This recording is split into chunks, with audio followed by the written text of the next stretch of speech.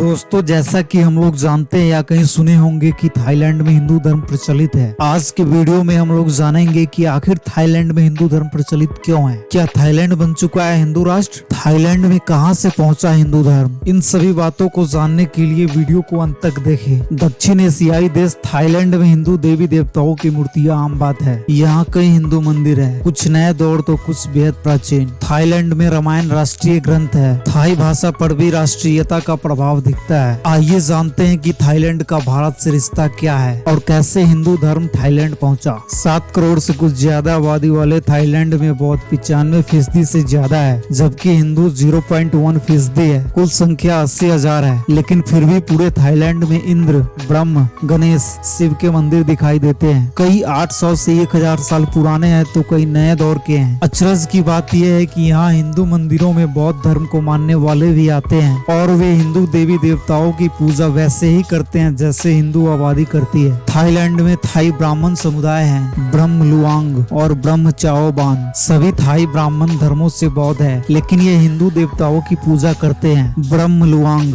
Royal ब्राह्मण मुख्य रूप से थाई राजा के शाही समारोह करते हैं, जिसमें राजा का राज्याभिषेक भी शामिल होता है। इनकी जड़ें भारत के तमिलनाडु से जुड़ती है। वहीं ब्रह्म चाओबान वे ब्राह्मण समुदाय हैं जो पूजा पाठ नहीं करते हैं। थाईलैंड के स्वर्ण भूमि हवाई अड्डे पर आपको 5 जने शंख और समुद्र मंथन की आकृतियां दिखाई देती है। थाईलैंड में राजा को राम की पदवी के नाम से जाना जाता है। रामायण यहाँ रामकेन के रूप में राष्ट्रीय ग्रंथ है। कई थाई पेंटिंग्स में राम के रंग दिखाई देते हैं। पेंटिंग्स में हनुमान को लंका के ऊपर उड़ते दिखाया गया है। लेकिन सबसे बड़ा सवाल है कि आखिर भारत का हिंदू धर्म थाईलैंड पहुंचा कैसे? थाईलैंड का और भारत के हिंदू धर्म से रिश्ता समझने से पहले हमें 2 भाषाओं को समझना होगा। एक है थाई स्क्रिप्ट और दूसरी है पल्लव स्क्रिप्ट। पल्लव स्क्रिप्ट एक ऐसी भाषा थी जो दक्षिण भारत में पल्लव राजवंश के दौर में उभरी और वहीं से उसे पहचान मिली। इस कहानी की शुरुआत है 4वीं शताब्दी से। आज के चेन्नई अगर थाईलैंड के दक्षिण हिस्से में स्थित इसकी राजधानी बैंकॉक का समुद्री रास्ता देखे तो यह एक सीधी रेखा मालूम होती है। जाहिर है कारोबारियों ने दक्षिण पूर्व एशिया का रुख किया।